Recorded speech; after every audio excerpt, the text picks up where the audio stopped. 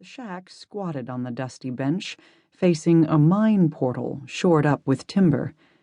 She wondered if the former occupants had had any luck, or whether Disappointment Gulch had lived up to its name. Ah well, I'm prospecting for scenery, not ore. She entered the shack and looked around. Hard-packed dirt floor, rough timbered shelves along one wall. A window, long emptied of glass, framed a mountain vista that echoed her vision. Susan smiled and lowered tripod and box to the floor. Eager to get to work, she removed her coat and hung it on a crooked nail in the wall. It took an hour to set up the camera at the window. Satisfied at last with the placement and the light, Susan knelt on the dirt floor, rustling through the box for a replacement to a plate holder's stripped screw.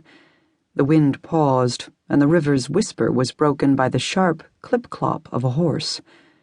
Resting a hand on the rough-timbered window frame, Susan looked down at the railroad track, nearly 100 feet below. A man dismounted and, reins in hand, glanced up and down the track. Susan noted his ramrod straight bearing and his military-style cap and greatcoat. Faded blue or gray? A soldier? He walked to the siding and the cars, examining the rolling stock. He then headed away toward the trestle and the kiln field. Susan considered, then shrugged, deciding that he was probably on railroad business. She turned her attention back to her camera, removed the lens cap, made the exposure, and replaced the cap. Before she could remove the plate, the soldier reappeared without his horse, cradling a box in his arms. He crossed to the siding. Susan debated whether to call out and make her presence known. He opened the box and extracted a tube the length of a man's forearm, and red as danger. Susan sucked in her breath and retreated a step into the shadows. She'd lived long enough in the mining town of Leadville to know what that tube held. Giant powder. More powerful than black powder by far, so dangerous that the railway companies refused to transport it, leaving mule skinners to haul it by freight wagons over the high mountain passes to Leadville and the other mining towns. The soldier methodically placed 2, 4, 6 cartridges beneath the railroad cars and attached blasting caps and long fuses. Susan watched in horror.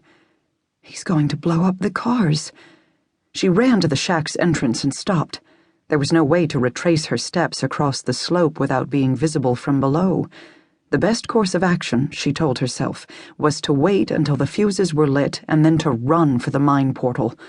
When the giant powder exploded, there was no guarantee the shack would survive the flying debris.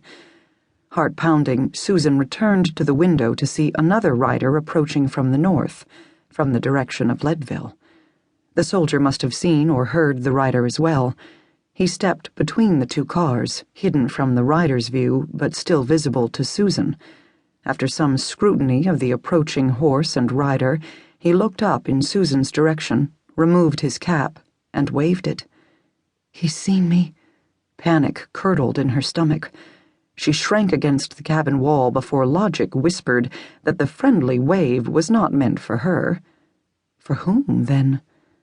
A vision of the ridge above her rose in her mind like an image materializing on a photo plate. Steep slope, topped by a jagged assembly of outcrops, protrusions, many places to hide.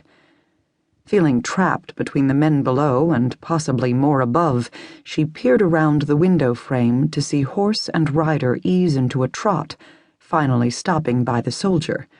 The soldier replaced his cap and stepped out from between the cars.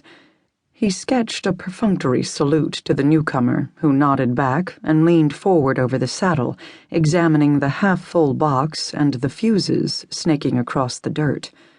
The wide brim of the rider's slouch hat flapped in the breeze like the wings of a buzzard trying to take leave of the ground. His nondescript clothes and horse were dirt brown. Man and mount seemed nearly invisible, calculated to blend into the landscape. The two men talked. Distance and the river's murmur hid their words. The soldier turned away, gesturing at the train cars.